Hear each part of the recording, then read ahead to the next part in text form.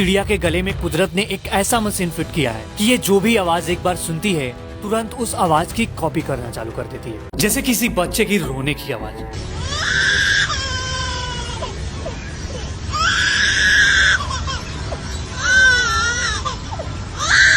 या फिर दूसरे पक्षियों की आवाज।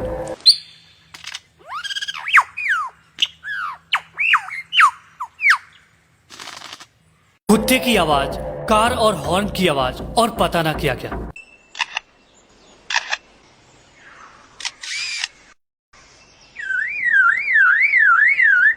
दरअसल इस बर्ड का नाम है लायर बर्ड, जिसे मिमिक बर्ड भी कहा जाता है। ये बर्ड किसी भी आवाज की कॉपी लगातार 30 मिनट तक कर सकता है, जब तक कि इसे कोई दूसरा आवाज ना सुनाई दे।